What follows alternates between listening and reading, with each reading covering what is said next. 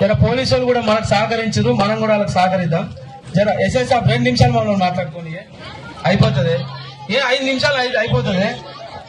ఈరోజు రైతుల కోసం కదిలి వచ్చిన మా తాడవాయి మండల అక్క చెల్లెళ్ళకి మరియు అన్నదమ్ములందరికీ, రైతులందరికీ బీఆర్ఎస్ పార్టీ మాజీ ఎమ్మెల్యే ఎల్లారెడ్డి సురేందరన్న గారి ఆచరణ మేరకు, పిలుపు మేరకు ఇంతమంది స్వచ్ఛందంగా కదిలి వచ్చినందుకు రైతులందరికీ నా యొక్క పాదాభివందనాలు తెలియజేస్తున్నాను.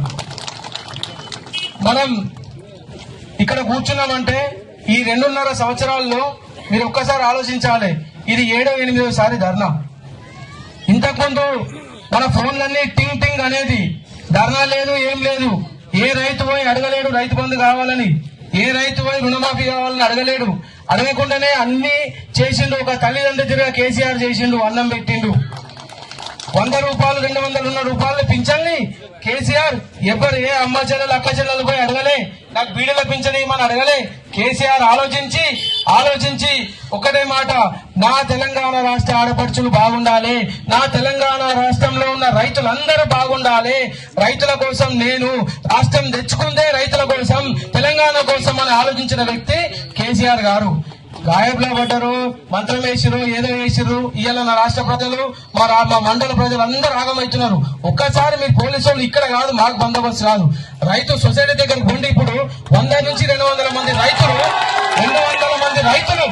200 మంది రైతులు డైలీ 4 రోజుల నుంచి పాపం వాళ్ళు నానా అవస్థలు పడుతున్నారు. ఫింగర్ ప్రింట్ ఆప్షన్ పెట్టి ముసలు తల్లిదండ్రులు కొంతమంది హాస్పిటల్లో ఉంటే వాళ్ళని తీసుకొచ్చి స్కెచర్ పైన తీసుకొచ్చి ఫింగర్ ప్రింట్ పెట్టాల్సిన పరిస్థితి అలా రైతుకు ఏర్పడదు సార్. మీరు ఒక్కసారి ఆలోచించాలి, ఎంత ఘోరమైన పరిస్థితి అంటే మక్కలు రాష్ట్రంలోనే, తెలంగాణ రాష్ట్రంలో మా తాడవాయి మండలంలో నీటి లభ్యత తక్కువ ఉంటుంది. సో మక్కలు ఎక్కువ పండుతాయి.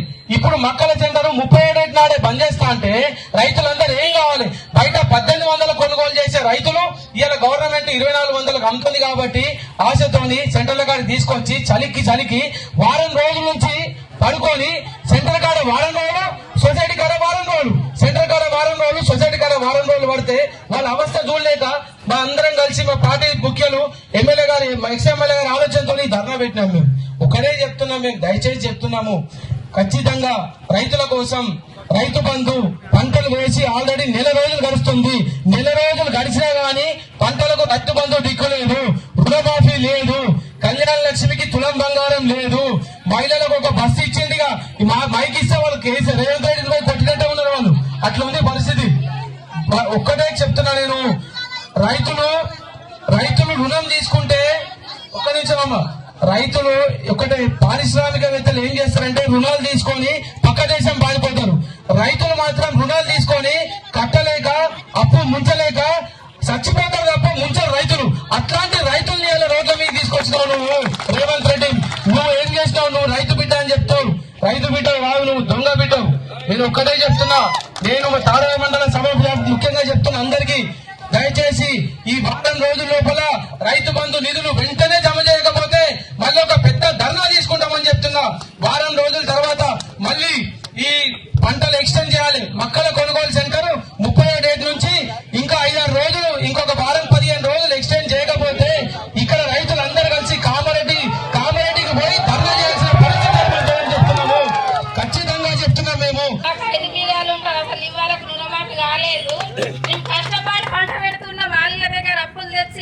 ఇప్పుడు మక్కలు కొనుగోలు కొనమంటే మేము ఏ పరిస్థితి కావాలా?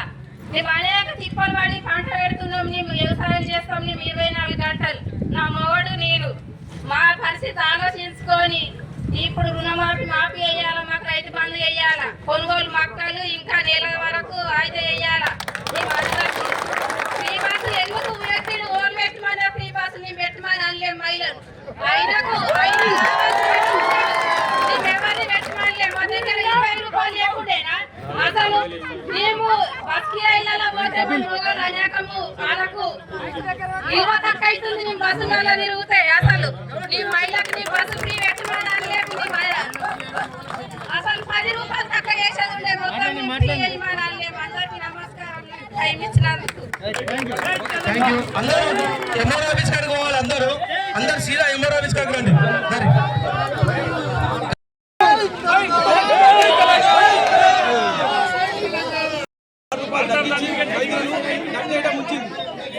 ఉంచడం జరిగింది. దీనికి ముఖ్య ఉద్దేశం ఏంటంటే రైతుల మీద ఎలాంటి ప్రేమ లేని ఒక దౌర్భాగ్యమైన సీఎం ఉండడం అక్కడ ఇంపార్టెంట్. దౌర్భాగ్యమైన సీఎం ఉండడం తప్ప ఇంకో దిక్కు లేదు. ఇప్పటికైనా బుద్ధి తెచ్చుకొని రైతులకు వెంటనే రుణమాఫీ మరియు రైతు బంధు నిధులు విడుదల చేయాలి.